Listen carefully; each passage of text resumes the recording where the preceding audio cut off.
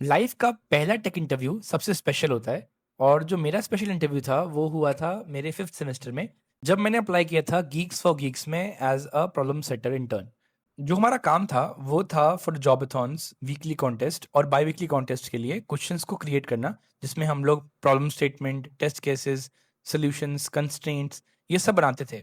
मुझे याद है जो इंटरव्यू मेरा पहला हुआ था उसमें मुझसे जो पहला क्वेश्चन पूछा गया वो था ग्राफ का।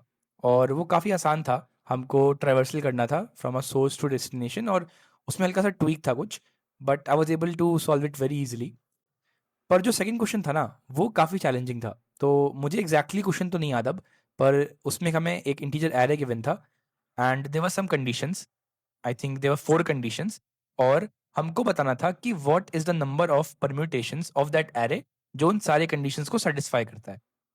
तो मैंने क्वेश्चन देखा and I tried to think कि भाई कौन सा मैं अप्रोच यूज़ करूँ ताकि मैं इसको सॉल्व कर पाऊँ। और मुझे कुछ समझ नहीं आया, मतलब बिल्कुल हिट नहीं किया कि कैसे सॉल्व करना है। अगर कभी आपको ऐसा लगता है कि क्वेश्चन ऐसा कोई आ गया है जो आपको पता ही नहीं कैसे सॉल्व करना है, आपने कोई सिमिलर क्वेश्चन सॉल्व ही नहीं किया वैसा, तो जो बेस्ट तरीका होता है ना वो होता है, क्योंकि आपको पता है आप सोल्यूशन तक शायद नहीं पहुंच पाओगे, तो वो होता है सोल्यूशन तक पहुंचने का जो स्ट्रगल है ना आपका, वो आप इंटरव्यूअर को कन्वे कर पाओ। तो मैंने वही किया, क्वेश्चन को बहुत ध्यान से पढ़ा, समझाया उसको एग्जैक्टली कि मैं क्या समझ पा रहा हूँ क्वेश्चन से, कंस्ट्रेंट को पढ़ा, फिर सोचा कि किस कॉम्प्लेक्सिटी का सोल्यूशन होगा जो कि यहाँ पे काम करेगा। फिर मैंने टेस्ट केस उठाया जो उसने दिया था, उसको पेन एंड पेपर पे मैनुअली सॉल्व किया। और फिर मैं सोचने लगा कि क्या कुछ पैटर्न मिल रहा है मुझे, क्या कुछ तरीका मिल रहा है इसको सॉल्व करने का ऑप्टिमली। तो मैंने नोटिस किया एक फॉर्मूला है जो उस पर काम कर रहा है, और फॉर्मूला इतना आसान है ना कि मुझे भी नहीं लगा कि काम करेगा। वो था N-C-N-N/2।